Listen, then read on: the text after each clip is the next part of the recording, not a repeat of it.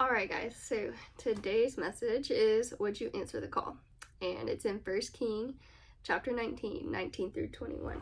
Okay, and I'm going to read it for us if I can get to it.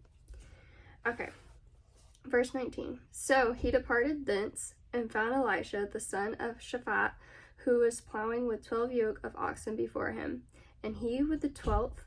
And Elijah passed by him and cast his mantle upon him. And he left the oxen and ran after Elijah. And he said, Let me, I pray thee, kiss my father and my mother, and then I will follow thee. And he said unto him, Go back again, for what have I done to thee? And he returned back from him, and took a yoke of oxen, and slew them, and boiled their flesh with the instruments of the oxen, and gave unto the people, and they did eat. Then he arose and went after Elijah, and ministered unto him. So, this is talking about Elijah and Elisha. So I'm sorry if I mix it up.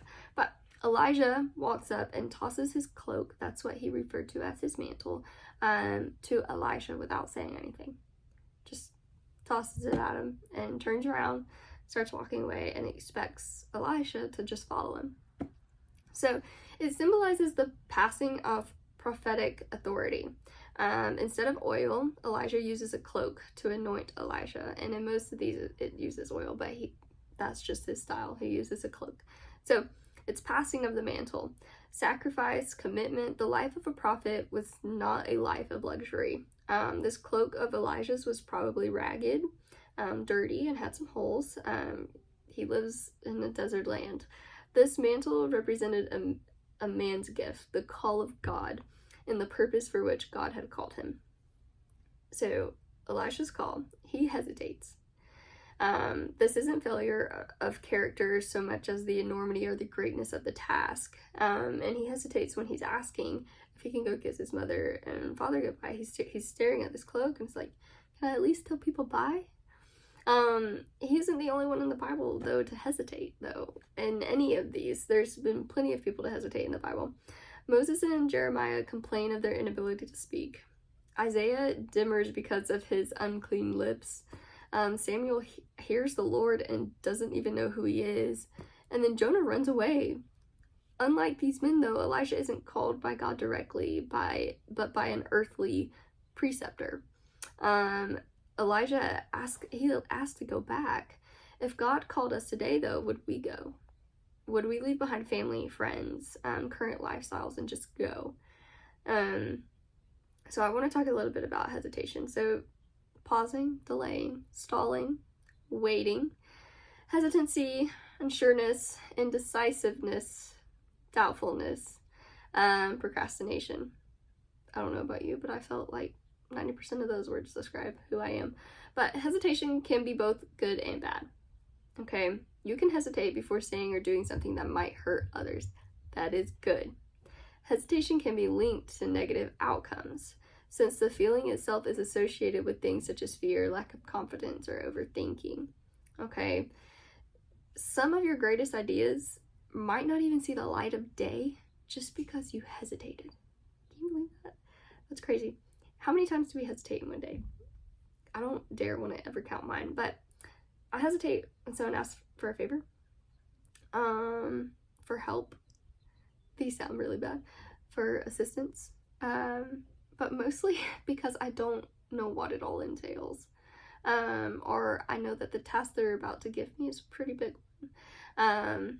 There's also fear of failure when I know that if I say yes and go do so, especially if it's at work, and someone asks me for help on something that I have never done before, I'm like, you might want to ask another nurse, like, I don't know if I can handle this, and also just doubt in myself, doubt that I'll be able to accomplish it, and that's why I ask for help on my task, too.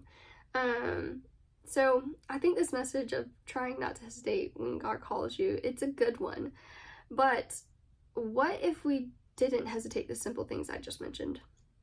Like jumping in when someone needs help, when a task needs completed. I don't hesitate all the time, mostly on days where I'm just like exhausted and tired. It's my first time sitting down, but I see another friend of mine like swamped.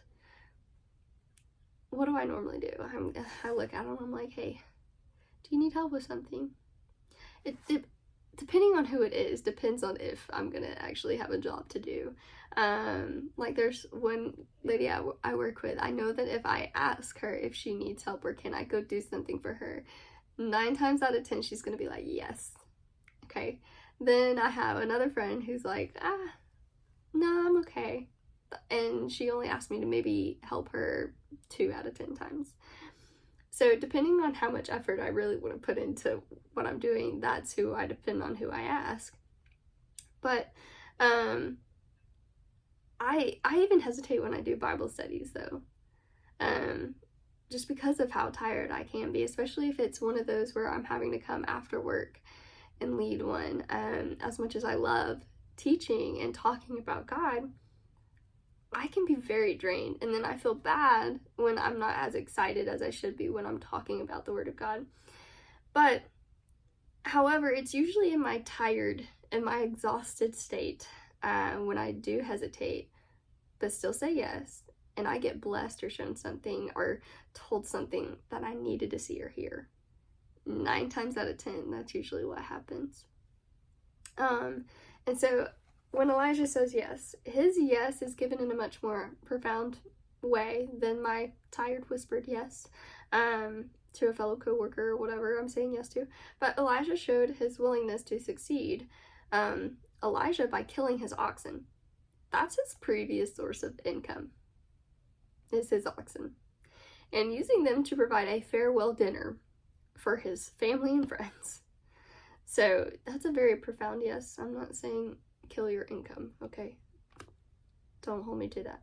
So, but before the yes, now when Elijah first asked to tell his family and friends bye, I want us to look at Elijah's response. And it says, go back again, for what have I done to thee? So it's saying, if we broke it apart, go back again. Go, return to plowing. Why should you quit it? Why leave your friends and come with me? What have I done to require such a sacrifice? Okay, that statement, go back again, it holds that much power. Now, what have I done to thee? The call is not from me, but from God. To him, not to me. You are accountable for using it or abusing it. Basically, Elijah is saying that, okay, go. I'm just the messenger, but he's also saying that it's not what he has done, but what the Lord had impressed upon Elijah. So whether Elijah had come to ask or not, Elijah was bound to follow God, because it's what God put in him. That would oblige him to return and follow him after he had taken his leave of his parents either way. So, in conclusion, I know this was a really short message, but how do we recognize God's call in our lives? What signs of our talents and gifts have we seen in the past? And what must we give up to embrace the future God is making for us? How have we seen God's work manifested in mentors, friends, or strangers? Have we apprenticed ourselves to scarcity and fear or to abundance and hope? Elijah in the previous verses went from despair to discipling someone that God called. And if you are more than welcome to read these verses, but if you ever feel God's given you too much to handle, don't worry. It can't happen. And in the previous verses, Elijah is begging for his life, begging for God to take it, because he can't withstand anymore. And when you're in a pit like that, Elijah, he was in such despair. And then out of nowhere, God's like, go call Elijah.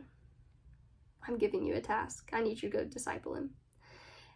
He called both of them. Though Elijah may not really know anything about Elijah's dark moment earlier in this chapter, he still learned a great deal from Elijah. He even became better than Elijah, actually.